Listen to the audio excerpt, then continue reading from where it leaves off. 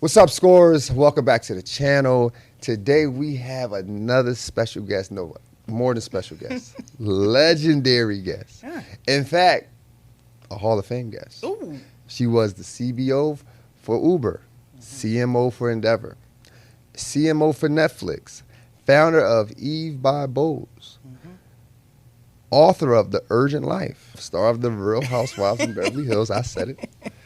Not only a legend in the marketing game, but inducted in the Hall of Fame. And one of my favorites, she is God's favorite baby. Please That's welcome Bozoma Saint John.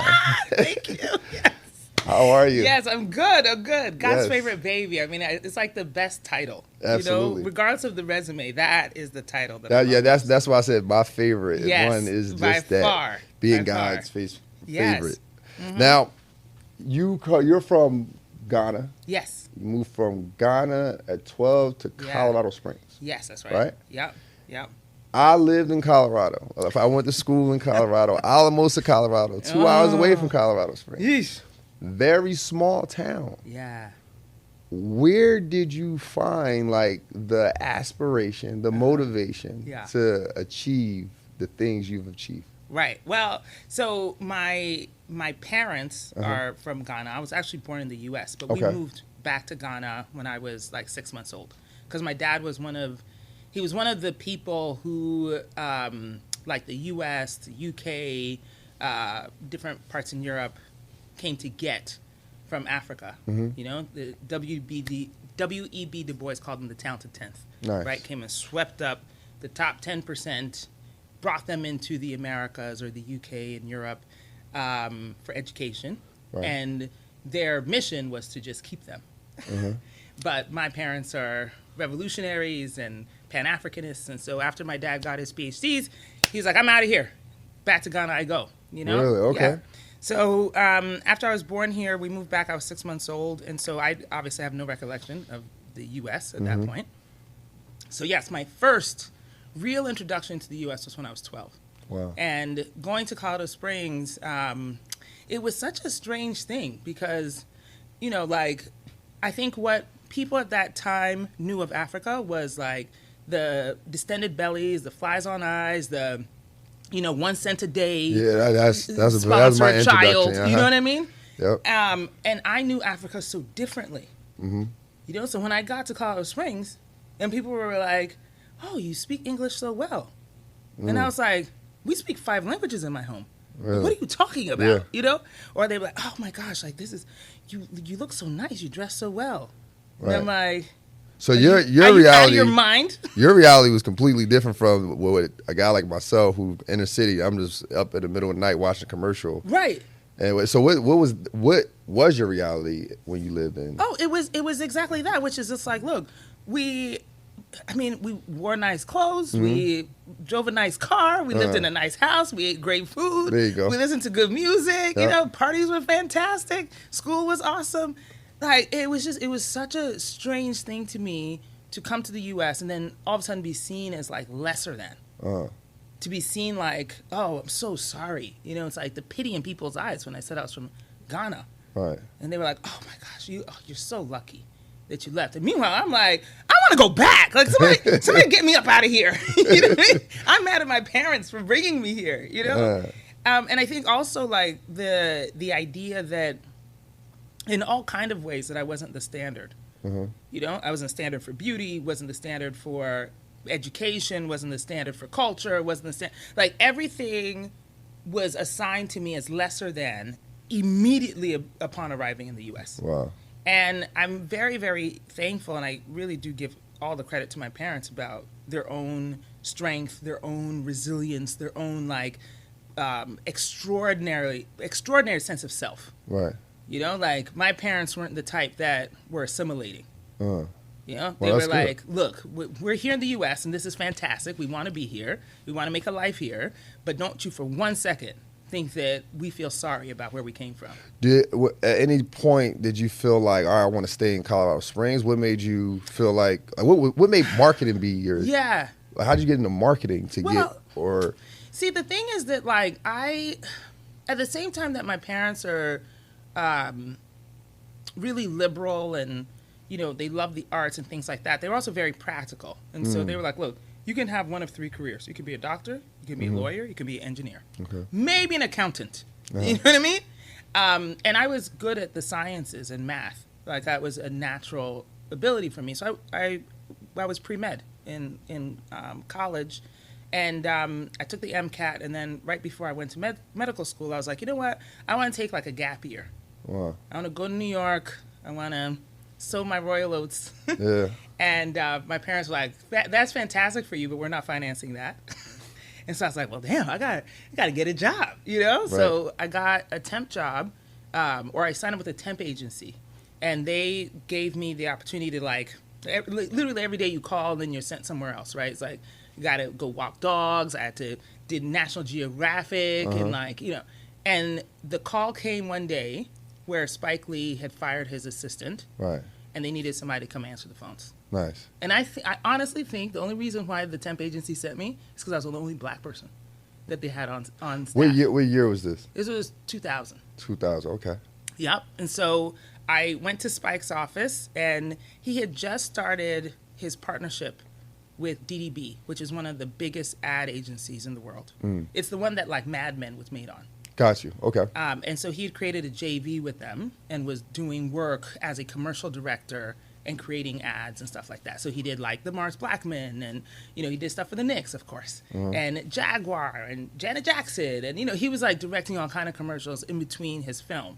And so I went to work at that agency, and that's how I got introduced to advertising. Wow. Yeah, so I had no idea before.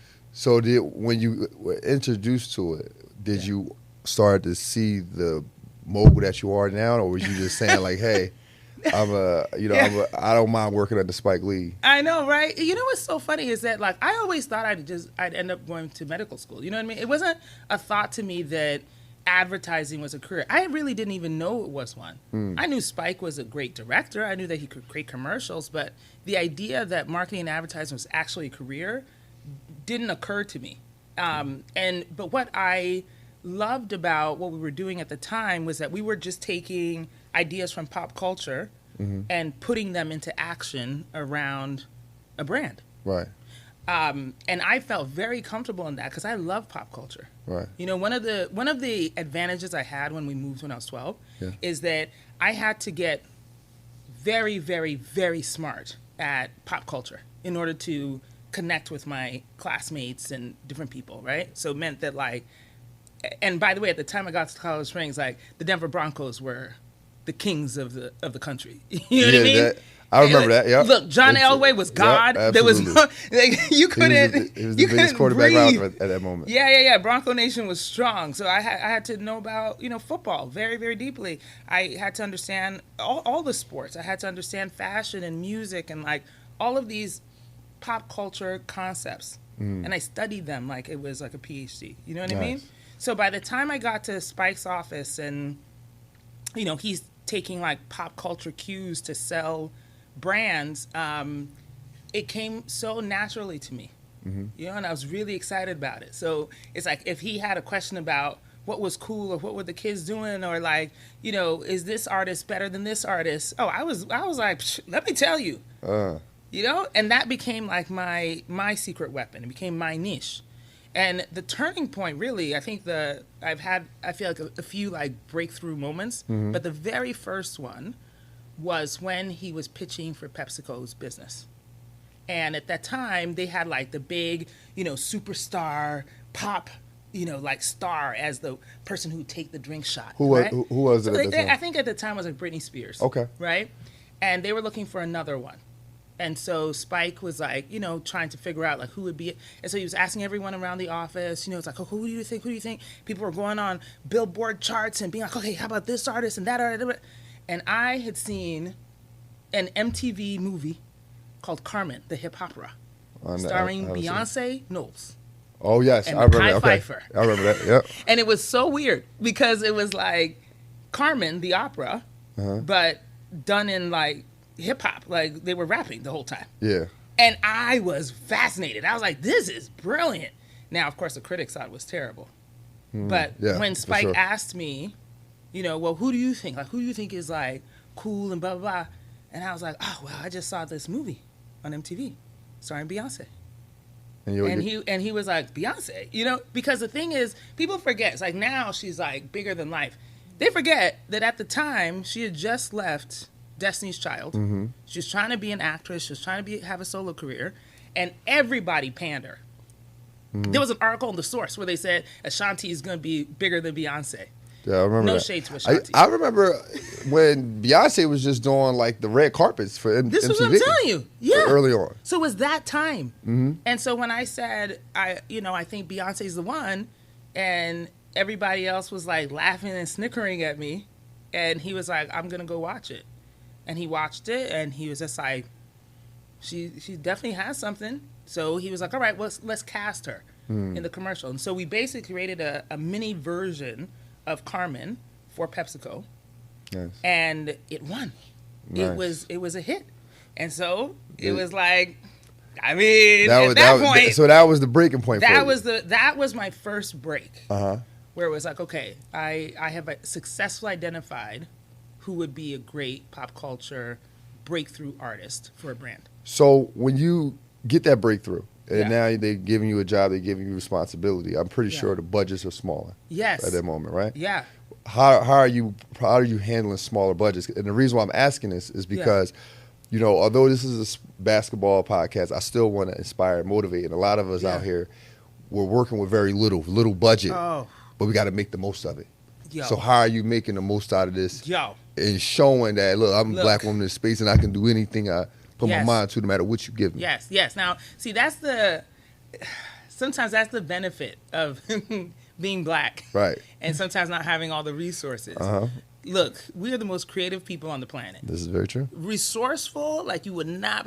I mean, there has not been a situation where I've been like, oh, you give me 2 pennies to rub together and I haven't been able to create something. Right. Like, I could create out of anything. Absolutely. You know? And so for me, it's like the idea of being without the resources has never stopped me because it just hasn't been my experience. Right. You know? Yep. I mean, much later on was I given large budgets to work with. But even then, sometimes the decisions I had to make were based on small little budgets to make something really, really large. Right. Like, I'll give you an example. When Yeah. I was at Apple, right, I launched Apple Music.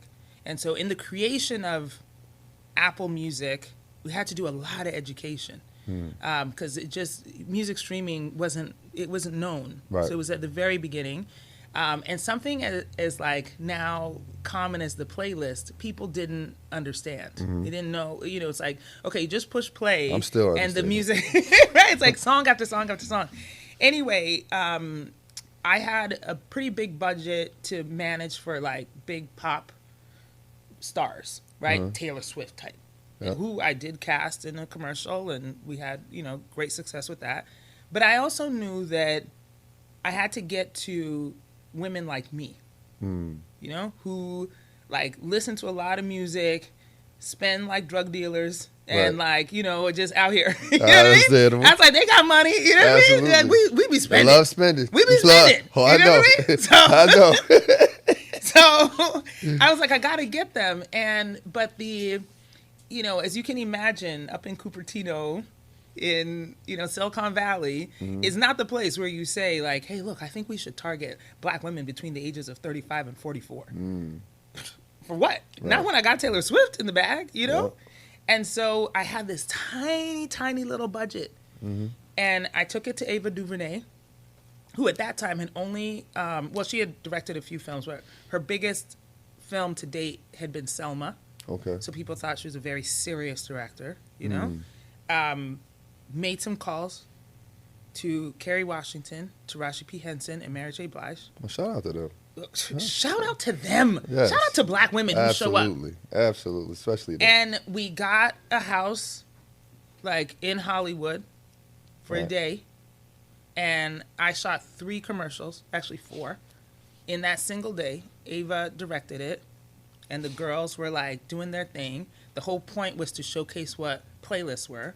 And then I took that little tiny bit of money and bought one commercial time slot on the Emmys that year. Because for the first time in history, 5 black women were nominated for Emmys. Wow. And I had that one shot. Wow. And I put the commercial in that one shot. And the next day, everybody was talking about it. And freaking Good Morning America, they were like, we want to be hanging out with Mary, Carrie, and Taraji. So you had the small budget. Tiny budget. Tiny. Now, you shot a video, right? Yes. How much was the video? How much it cost? I don't even remember what the budget was, but let's put it this way. The budget for that commercial, if it was 5% of what I spent on Taylor Swift, I'd be lying. No. You know, it was a tiny, tiny portion. But the thing is that I believed that could win. You know, it's like the formula was like, oh, use, Taylor, use Drake, go that direction, which was fine. But I was like, man, I also got to get to the niche. I got to get to these, to this particular audience. And so taking something that, was just a tiny little pot of money to put a bet on it and then see it explode meant that then I got more money to do the bigger, you know what I mean? So then I could actually pay them well and do all the things. So it worked out. But my point is that just because I had this tiny little budget didn't stop me from being I want to do something significant. And I want to really, look, I pushed all the chips in. Right. And said, this one commercial, this one spot, I'm going to do it. Were you still in New York at this time? No, I was in L.A. You was in L.A. Let's go back to New York. Because you said Spike was a Knicks fan. Yes. Were you automatically a Knicks fan as well? Look, well, no. However, I would often sit in his seats when he wasn't in town. Nice. And so I became a Knicks fan through that experience. What's the? I was a natural Knicks fan. What's the most memorable game you went to? Do you remember that? Gosh. The most memorable game? Oh. They had to be playing Indiana at some point. Oh, yeah. I mean, those games are always legendary. Yeah, and the funny thing is that Spike is very generous, and so, even though I know, you see him in his seats all the time, at that time, sometimes he's just like, all right, you take it. Cool. And I was freaking 23 years old. That's I didn't have, you know what I mean? Yep. Me and my homegirl would go and be sitting in the seats right there, and... so it was just such an amazing experience to be in the Garden on those nights in Spike seats. I mean, it's I can't even believe it happened. So when you moved to LA, is that when you started working with Uber? No, that's when I started working for Dr. Dre. When were you working with Uber? Was that? That was here too. That was here too. Yeah. Is that? I want to know more about your campaign with the NBA with campaign. LeBron. Yeah, rolling with the champions. Yes, Is that right? Yes, that's rolling right. with champions. Yeah. So, oh my gosh, what influenced that one? That was a good one. Okay, so here's the real truth. Okay, when I got to Uber, and again, I just want to paint the situation because when you look at my resume or we talk stories, it just feels like okay, big thing. But there was so much craziness happening all of the time, and so it's look, sometimes you can have success in the most chaotic of environments, and so you should never look at the chaos and be like, oh, I can't do the thing. Right. It's my whole career was built out of chaos. And at the time, I had just finished my stint at Apple, so I was pretty popular in Silicon Valley. People knew me, knew my work for building Apple Music, all of that stuff. And I met Travis Kalanick, who's the founder and CEO of Uber. Nice. And he convinced me to become his chief brand officer because he was going through some tough times at the time. And needed to grow the business. And when I was hired, 2 weeks later, he was fired from the job. Literally, the board took the job from him. So how does that work? Obviously, they voted him out. Oh, okay. Yeah, it didn't take you. You didn't have to get fired with him, though, right? No. But it did create a hostile environment for me because I was hired by him. And at the time, the interesting thing is that I was more focused on the storytelling of why you should use Uber. Again, today it's everybody uses Uber, and it's it's part of our vernacular. But at the time, you're still trying to convince people that you could get from point A to point B without being kidnapped. What year was that? This was 2017. Yeah, I don't think was I excited about Uber? Was I? I don't think so. I don't think I was driving. People were, people knew of Uber, but still skeptical to jump in a stranger car. People kept saying that people get kidnapped and get killed and stuff like that. It was not the most popular thing just yet. Absolutely. And so all the engineers and the tech heads were concentrating on the algorithm. They want to make sure that if you requested a ride, the car comes in 3 minutes versus 5 minutes. And that was the competition, right? Because that was all tech. Yeah. And I was like, no, the reason we're going to win is that people trust us. They like us. They want to use Uber because it's cool. And the only way I could think of to do that was to like say that, hey, look, you can have like really amazing conversations in the Uber. At the same time, LeBron was creating his production company, and he was trying to find projects to work on, but nobody was giving him a chance because he's an athlete, and they didn't take him seriously. Well, that was back in the shut up and dribble era. So that came out of my time at Uber with LeBron.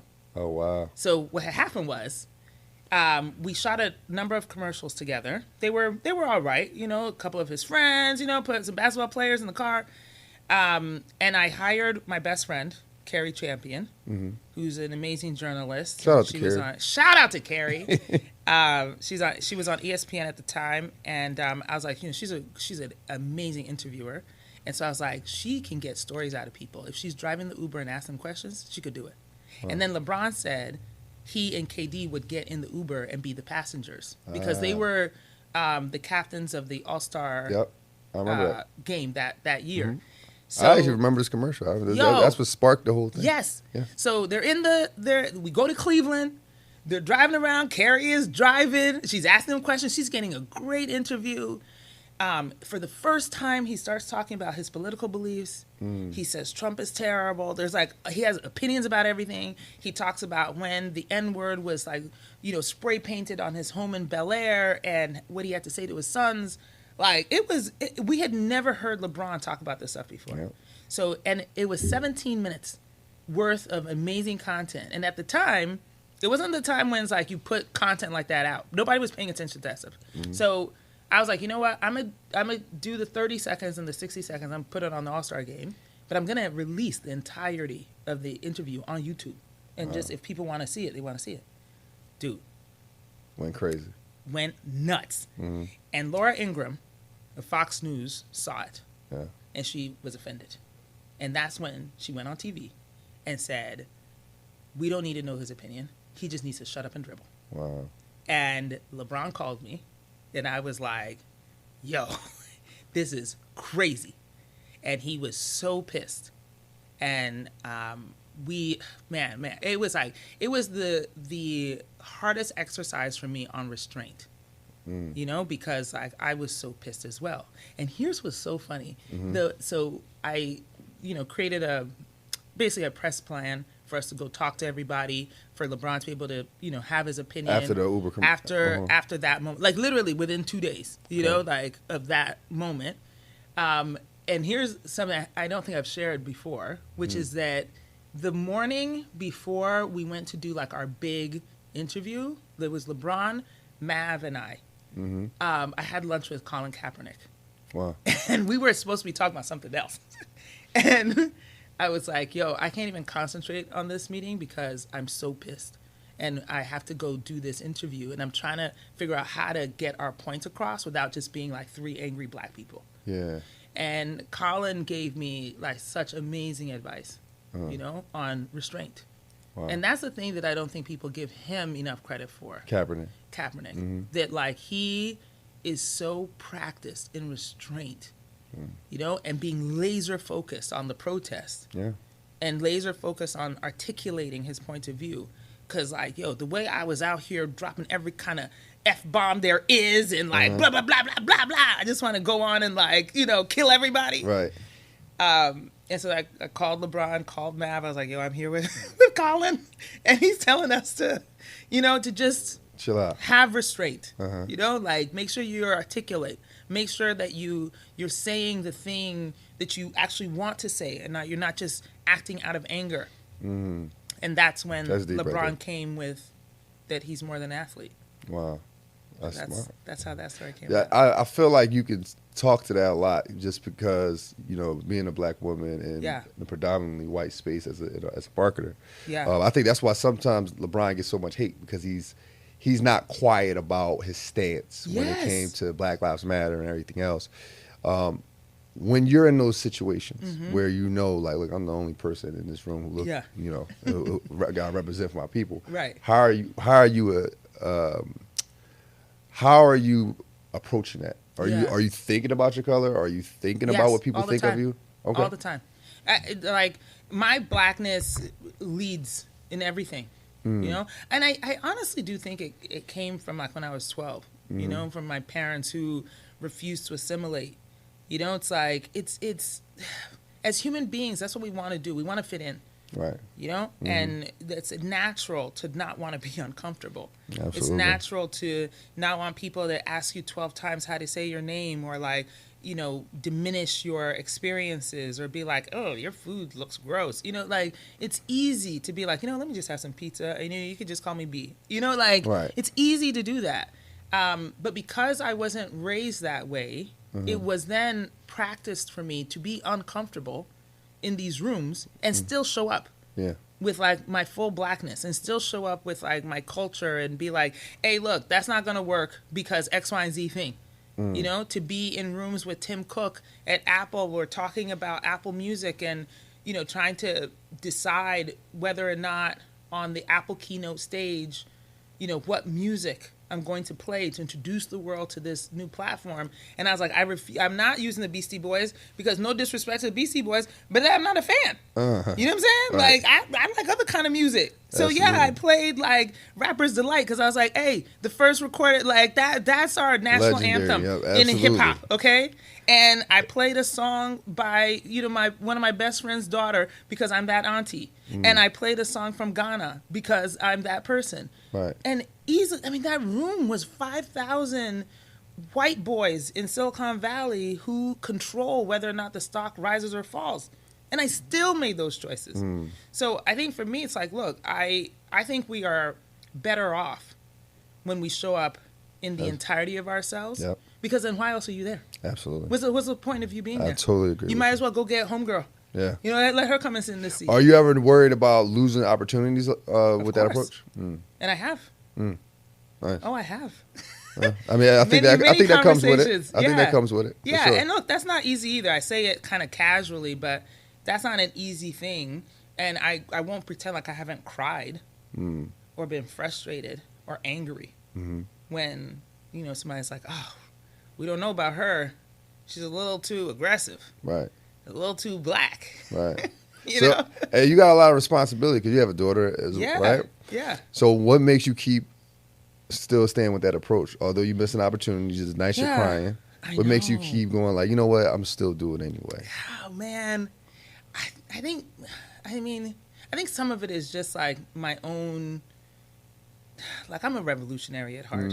There you go. You know, I don't know any other way to be. Yep. And I have a hard time just adjusting to somebody else's. Conforming. Yeah. I just have a hard time doing that. I wish sometimes I could. Because let me tell you, I think the truth of the matter is that, yes, I have a great resume, but could it have been even better if I had simply conformed? I'm sure. Wow. You know, but my daughter is also watching me as a single mom, as someone who is highly ambitious, that doesn't hide my ambition, even from her.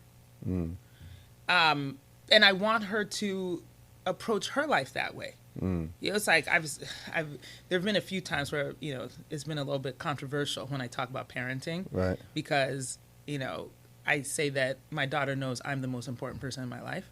Right. And most parents would say, oh, my kids are the most important thing. I'm like, no, absolutely not. I'm the most important person in my life. And if I'm great, and if I'm happy, and I feel like I'm excelling, then that's going to be great for her. Absolutely. There are so many people who are walking around this planet who are the consequence of somebody's dissatisfaction with their life. Wow, yeah. How many parents do you know who say, oh, you should be grateful because I sacrificed so you could do. Yeah. And then here you go, walking around the planet with guilt and this burden on your shoulders because your parents didn't live their life? Right. I'm like, absolutely not. So I get what you're saying. Yeah. So I want to live my life fully and happily. And I believe as a result of my happiness and my confidence and my excitement about my own life, she has a better life. All right. Everybody around you have a better life at that point. That's what I'm saying. Yeah, I totally agree with you. And then I 1000%. also tell her that. I'm like, hey, look, you are the most important person in your life. So that she never gets into a situation where she's disrespected, whether that's professionally or personally or romantically, where she considers herself less than, and comes in like, small Right. and like, trying to hide. I'm like, I want her to walk around with her chest out, head up. She's the most important person. So, one of the things I want to talk about or touch on is you talked about how you lost opportunities.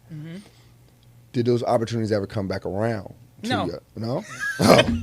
I was hoping you like, they could kick it. Apple came back around. No. I remember like there was, gosh, where did I even start with this?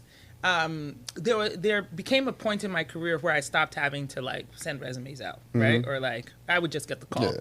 People would be like, "Hey, look, there's this opportunity. They're interested in you. Bye bye." You go, you meet, CEO, you meet the board, and then boom, you have an offer. Absolutely. And you deserve it, by the way. Well, thank you very much.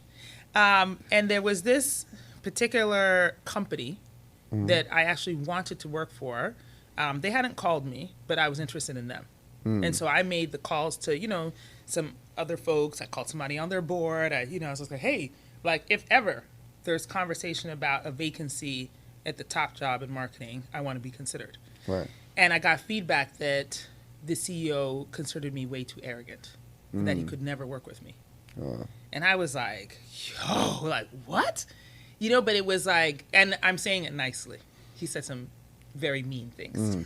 I can imagine. And I again, I won't lie to you and pretend like I didn't sit on my couch and wonder like, oh man, maybe I should be a little softer, or like maybe I shouldn't talk about myself so big. Like maybe I should just be a little, because like if he feels that way, then maybe this, make everybody feel comfortable. Yeah. And a few years after that, I was working at Endeavor when Netflix came looking for me. Right. So Ted Sarandos, who is the CEO of Netflix, he reached out and said that they wanted to make a change in their marketing, and he wanted me to have the top job, be the global chief marketing officer of Netflix. Right.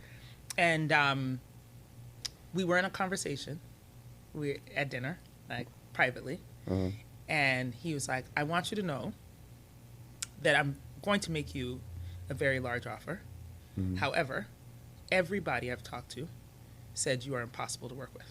Wow. And that I shouldn't hire you. Wow. And I was like, damn, like what? And the thing is that like when you get to that level, the world is so small. So I was like, I know who he's talking about. And it was so painful because I was just like, man, I give hit after hit after hit. Like I am winning and winning and winning. How dare you? Right.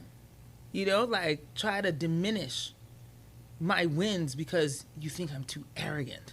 That's you think crazy. I'm too like full of like, oh my God. So, but in those instances, I mean, I certainly considered like, what, maybe I should just be more humble.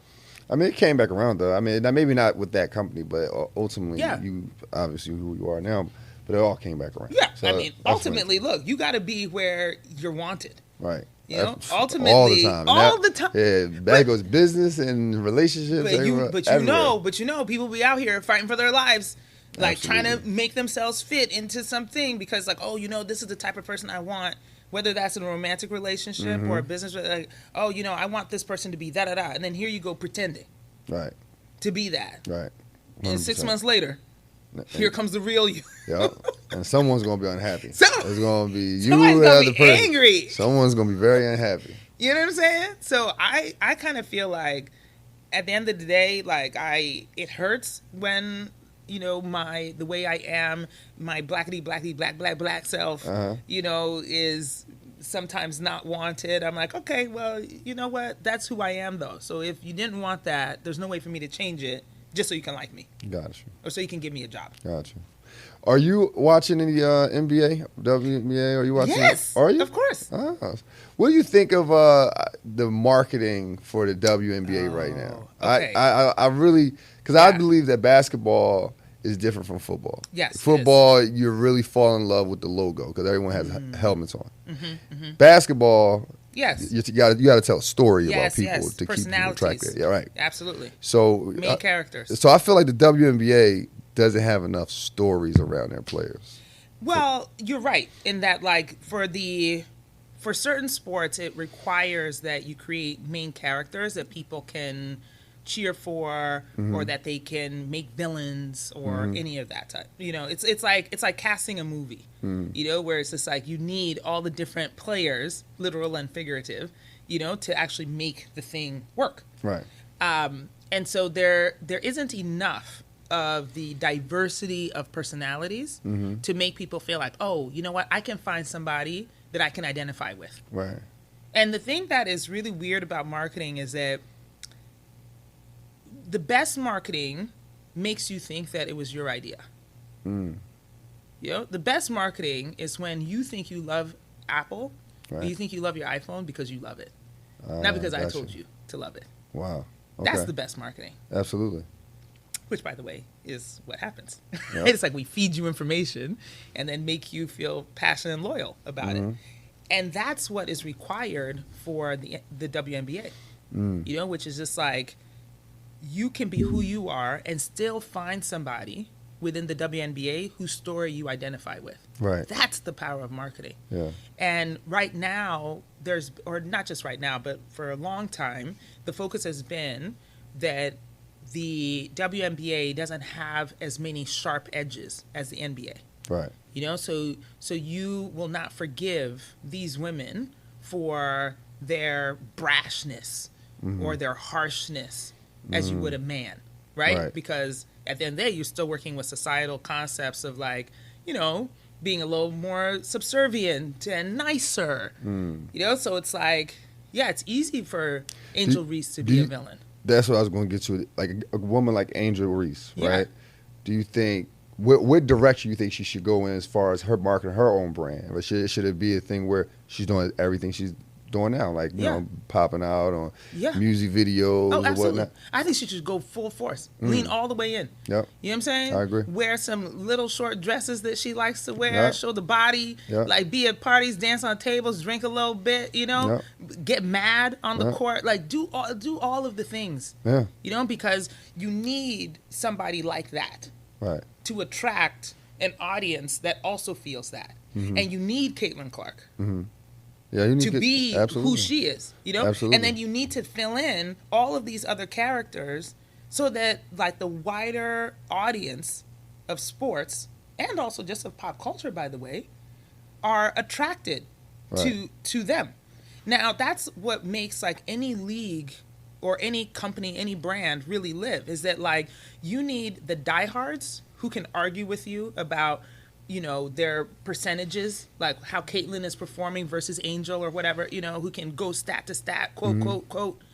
But you need pop culture of people who can't quote what the stats are and only know, like, this brand around the person, right? So that you have people who today will argue who's the greatest NBA player of all time. Yeah. Yeah. And everybody's top 10 looks different. Yeah, absolutely. You know what I'm saying? Like, so that's what we do on our show a lot, or our pages or channels or whatever. We do a lot of debating. Yes. But I believe that we're not always debating the stats, right? Like, so we just use Jordan and LeBron as example. Yes. LeBron has an amazing career. Jordan had an amazing career. Yeah. But the stories are different. Yes. Jordan is this underdog who couldn't make the high school team and became All-American. Now he's a superstar. Right. LeBron was the chosen one. He was the king immediately. So I feel like a lot of people side with Jordan. Yeah. Yes, he's great. We could talk about skills and nitpick and six rings. We can do that all day. Yeah. But a lot of people side with him because they feel like they identify with the Jordan underdog story. That's right. Or the Kobe Bryant, I'm going to work harder than everyone. Versus I'm a king when I arrived here. Do you think they did a good job with the marketing for LeBron, or like the branding for LeBron when it comes to that? Because I think that's what LeBron really fights. Yeah. He fights that I'm a king. Yeah, but that's the thing. Here's the real trick about marketing is that you gotta like drink the Kool-Aid. You know, you gotta believe in the story. Yep, absolutely. Otherwise, no one else is gonna believe it. So I'm like, look, LeBron, you are not the underdog. All right. You should be the king. Yep. and believe it, talk about it, talk that way. Yeah, he's 6'9", 260. He ain't underdog, brother. Look, but you know what I'm saying? Yeah, absolutely. I'm like, it's like, and just to like give an analogy, it's like Pepsi versus Coke, okay? Where it's like, Pepsi's always been the underdog. Coke is like the global king. Yep. However, their businesses are almost identical in terms of size and power and financial revenue. Yeah. But Absolutely. the position that, and because I worked there, I could tell you that the positioning is always like, act like number 2. Even if you're number 1. Even when we beat them at their own game, we were still like, well, no, we just have to fight our way in and blah, blah, blah. You know what I mean? Right. And so the idea about branding is that, like, choose your lane. Right. Be very specific in it. I think the other mistake that sometimes, athletes make in their branding is that they think they need to appeal to everybody Yeah. in order to win, and That's that's very not true. Yeah, that's very true. I don't think you need to appeal with everyone. No. You actually need the people who don't like you just Yeah. as much as people who do like you. Yeah. Yeah. But it's also that, like, you have to stay in your brand lane. It's Yeah. like the idea that, and again, I use a lot of analogies to help, describe the concepts I perfect. have, which is just like, you can look at 2 cities, right, and say, okay, Paris versus Barcelona. And somebody would be like, oh, Paris, that's the city of love, and blah, blah, blah, It's like, it's so romantic. And maybe you're not like a romance, you don't like romance, but when somebody says Paris, you're still like, oh, yeah, that's like the city of love. Right. You might not want to go. I've been to both. I choose Barcelona. I like Barcelona. You see what I'm saying? But here you go. Yeah. I choose this one. This one's better. Yeah. Blah, blah. You're willing to fight and argue over that. Yeah. However, when it comes to personal brands, it's very much the same way. Where it's just like, if it's LeBron and let's say LeBron is Paris, you don't have to say that he's the best. You don't have to believe that he's the greatest, but you need to be able to identify what he stands for. Yep, absolutely. And that's, I think, the challenge of marketing in sport, especially when it comes to specific athletes. Yeah. And that's what I wish the WNBA would continue to sort of lean in on, not be afraid of breaking some of these societal stereotypes of like women not being able to have some hard edges. I agree with you. Now, we got a segment called Brainwash to Think Elite. Oh. So, in this segment, we talk about, problems and how we solved them. So, my question to you is marketing failures. I'm Yes. pretty sure you did. Maybe not. Have you had any ideas that you thought, this is going to be great? Oh. Give me the budget for it, and it didn't work? And if that happened to you, what's the process? What's the mindset? How did you get over it? Walk us through it. Man, I have way too many to even count, Like some real big duds that were Really? Oh, ugly. You disgusting. CMO, Yo, I'm Uber, telling you, CMO, some Netflix, big stinkers, Bad yo. of Eve, my boy. You? God, yes. Some very high profile. Which one embarrassing stands things. out the most? Oh, where God. I want to throw up when I think about it. And you gotta tell us the idea too. Like what idea you thought was great, This is so and you awful. was like, It's yeah. so terrible. Okay, so here's what happened. This is again when I was at Apple, okay? And I was riding high because then we had launched Apple Music. It was winning. It's like all my ideas were like bam, bam, bam. Everything I came up with was freaking gold, okay? Right. And Mary J. Blige was going through a hard time, and she's a friend. And obviously an artist, and I want to support her. And she wanted to break out and not do an album. So I thought, oh, well, we could do a TV show, like a talk show. And it was called Where's the 411? Off of her first album. Yeah. And she wanted to interview people, and like kind of, it was like the beginnings of podcasts, but it wasn't really, right? We had a beautiful set. Like, What year was this? 2016? 2016? Yeah. I think I remember. I didn't watch it, but I think I remember something like this. Yeah. Okay. So she wanted to interview a bunch of people. We had a whole list, it was like J-Lo come in, like, because they're friends and they talk about love and their failed relationships and, like gossip a little bit. Like we had a whole list of people, like amazing. And she wanted to interview Hillary Clinton, which at the time Hillary was anticipating like running for president. And I was like, okay, look, I don't know how this is going to work, because this is what, it's like, this is a big political interview. Like, you freaking NBC Nightly News can't get Hillary Clinton, and you want us to go get Hillary Clinton to sit down and talk to you? But, I had to work my magic. You got it. And got Hillary. Wow. Secret Service and all. Okay? They were standing on the buildings. They had the snipers out. It was crazy. Wow. And Mary's inside of the studio. She's nervous as hell, but she looks great. She's got her questions ready. Homegirl, she's came to the studio early, like sitting there ready, got glasses on and everything, fake glasses, but they was to make her look smarter, right?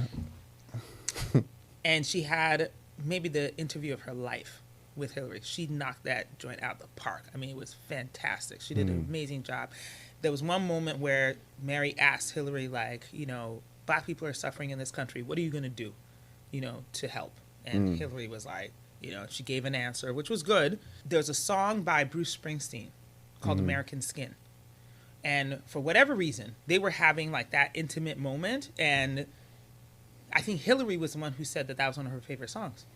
And so, and it's really, Bruce Springsteen wrote it about Black people in the U.S. and mistreatment. And Hillary said it was one of her favorite songs. And so Mary decided to sing it a cappella with no warm up, sitting in her chair, like not standing, nothing. Sang the hell out of this song. Like, it felt like Negro spiritual. Like, I was like, damn. I had the goosebumps everywhere. It was crazy. I got the shot of Hillary, a single tear rolling down her face. It was the most beautiful moment. Really? So, when it came time to promote the show, now, of course, Mary went on to interview a whole bunch of pop stars and everybody else. And I said, okay, this is the one I'm going to use. I'm going to use that clip of Mary singing to Hillary Clinton and Hillary crying. And I'm going to put it on the first debate between Hillary and Donald Trump. So I cut the 60-second commercial. I bought the time on the debates. Oh, God. And unfortunately, Mary had also, in recent memory, done this Burger King commercial where she was singing and it was about chicken. Oh, man. And I just did not connect the two things because I thought they were so different to me, So I cut the commercial, put it inside of the debate, and what's funny? Actually, I was having a drink with Mav when the Mav Carter when the commercial came on air, and I remember my phone blowing up because people were like, this is the most coon thing I've ever seen in my life. Why is Mary singing, shucking and jiving for Hillary Clinton? She's singing for chicken, and now she's singing for this white woman. And who did this? And blah, blah, blah, blah, blah. Oh, my God. They ate her up and ate me up in the process. Jeez. And so I was sitting with Mav, and he was like, yeah, you got to call her. I was like, I can't. Like, I'm too scared. Like, this is terrible. Like, she's already having a hard time. Right. Then here I go, like, trying to help her, and I make this call. But I thought it was such a good idea because she was so brilliant at the song, at the moment. Yeah, so you was just in the moment. Yeah. But what I didn't anticipate was the fact that, like, we were in a terrible political climate. Everybody was at odds. Mary had done that commercial for Burger King, where she was singing, and people didn't like that. And also, it was just the wrong moment. Wow. And they wanted an album of breakup from Mary. They didn't want her singing to Hillary Clinton about Bruce Springsteen's song. Yeah, that's usually her brand. So I had to apologize to Hillary Clinton. I had to apologize to Bruce Springsteen. I had to apologize to Mary J. Blige. Wow. And it was probably one of the toughest times in my career. And after the apology, how'd you handle it as a... Man. This is your craft, this is your career. Did you start working out more? No, right. I mean, it was such a big hit to my ego. My confidence took a really big beating over that. Because I think when, it's like sport. Like if you're used to making threes and then, you miss in the big game at the big moment, like an air ball. It's not even close. You were wide open. Like you just what? Yep. It's tough. Definitely an ego hit. Then definitely. And then you did it again and it didn't go. And you did it again and it didn't go. And then like, what do you want to do now? You don't want to shoot. You know, the confidence that you have to go again, like you really have to like dive deep and remind yourself like, okay, this is only one idea. This was only one moment. This was only one basket, you know? Yeah. And but it did take me a long time to recover. And sometimes I still, like if I have an idea and I'm just like, yo, let me just make sure that the environment is clear. Right. You know what I'm saying? Like, let me just... What kind of commercial she did back in the day? like that part, you know? Yep. So to some degree, I feel like those big failures, and like I said, I have several of them, they did a good job of also helping me to be more aware of my environment, more aware of circumstance, and just more aware of like my own shortcomings versus just being like, I could do anything. Right. You know, like I have great ideas. Like there's nothing I could do that doesn't fail. No, that's great. But it's true though. Sometimes you do fail. You do fail, but you get better. You get better. You get stronger. You learn more. You got to use those. Absolutely. To make it so much better. Right. I will never put a commercial in a debate ever again in my life.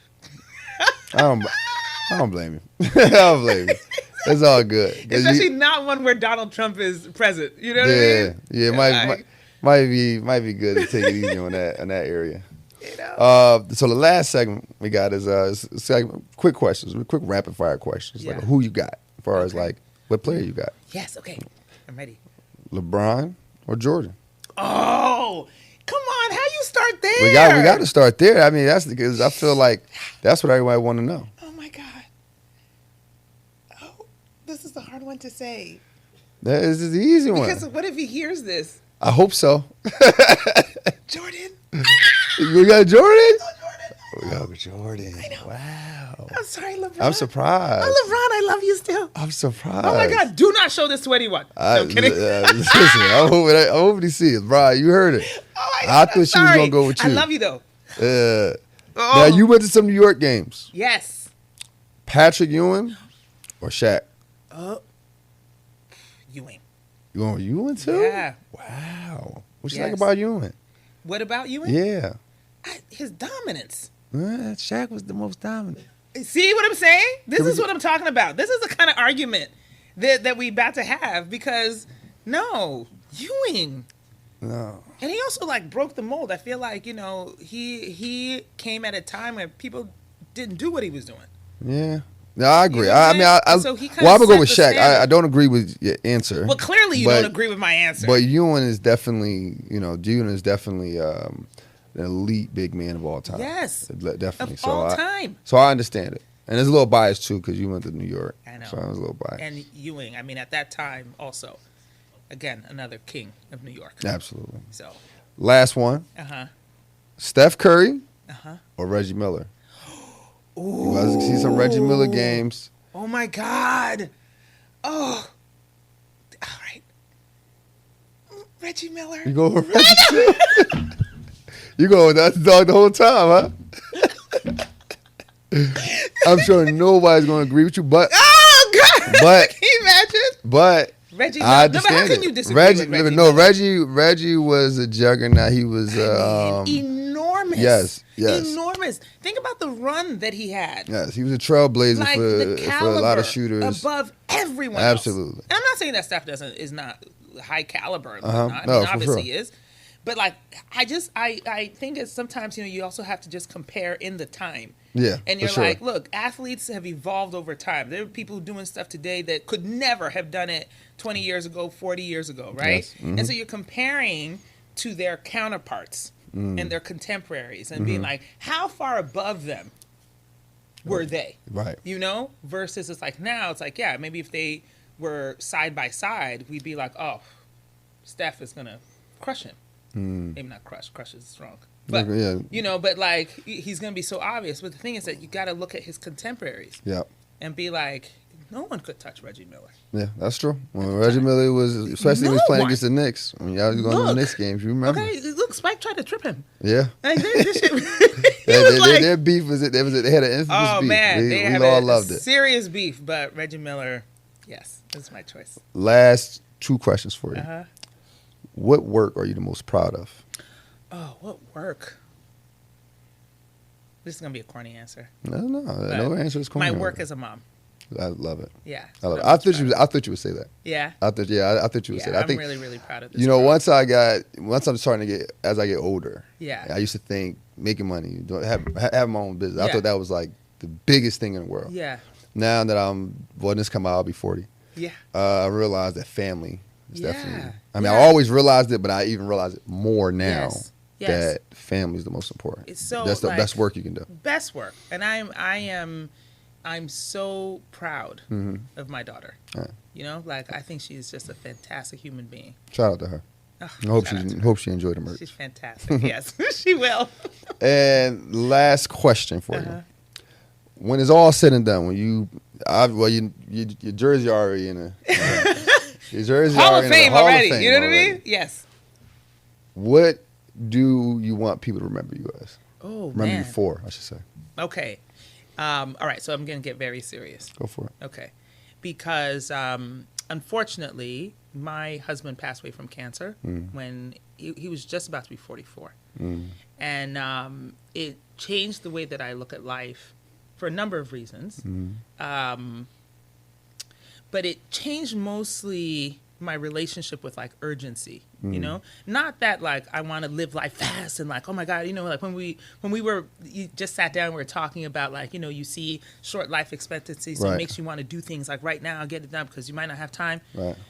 I don't have that kind of rush about speed, but I do have intense desire and urgency about doing what I want to do right now. You know what I mean? Right. That like I want life to be as big as possible. So it's like when I was standing in the, you know, in the receiving line, my daughter was 4. You know, I'm like holding her in my arms, and people are coming by and shaking my hand and being like, you know, I'm so sorry. You know, he died too young. Wow. And I was, of course, in deep grief. And, but at the same time, I was thinking, I was like, yo, I never want to go. And people would say that, like, she didn't have enough time. You know? Yeah. Like, I want my legacy. I want people to look at my life, regardless of when I go. I want them to be like, God damn, do you see how she lived? Yeah. Like that. Wow. Yeah. The things she did. I don't want anyone to ever, at any point that I go, like to come to my funeral and be like, Say she didn't gone live. too soon. Yeah. I'm like, maybe they'd be like, damn, I wish she'd been around 10 more years. We could see what she's going to do more, you know? Absolutely. But like, I want people to look at my life and be like, I cannot believe this girl's life. Wow. That's the legacy. Well, that's what we're saying. That's what Amen. we're saying. Well, you are a true scorer. You are a true scorer. What a scorer is a person, like, we'll just use basketball as an analogy. A scorer can shoot. They can create their own shots. They can score without the basketball. Or, excuse me, score, you know, moving without the basketball. Yes. And the same thing in life. You got to sometimes create your own opportunities. Yeah. Sometimes you got to move without the ball, meaning you not always the CEO coming in, but you can work your way up and you can still find multiple ways of scoring. So you are a scorer, and welcome to Scorer Society. That's amazing. Thank you. No problem. I'm honored. Thank I've you. not yet been in a society like this. So Yeah, it's an You know what I'm elite saying? society. I'm about to It's- change so my you- LinkedIn bio What you gonna do? and put it in there. I'd be like, I don't know if y'all know this, but I'm part of the Scorer Society. Scorer Society. I didn't There know you you go. knew that. You think I'm playing? I'm not. I want you to. Look, You think I'm playing? I know you serious. Watch. You can see an I know update. you. I know you. It'll You be serious. like Bozoma Saint John updated her bio. Yeah, I love it. I love it. Well, thank you. you. Bro, I appreciate you coming Oh, by. this Really was so do. great. This was fun. I was love fun. this conversation. I'm glad this happened so. Yes. Like I said, divine timing. Amen. I was getting to this. Amen. I made it. All right, there you have Mama, it. I made it. There you have it, another interview. Make sure you guys like, subscribe, and share. And so next time, let's continue to think elite and together. Welcome to Score Society.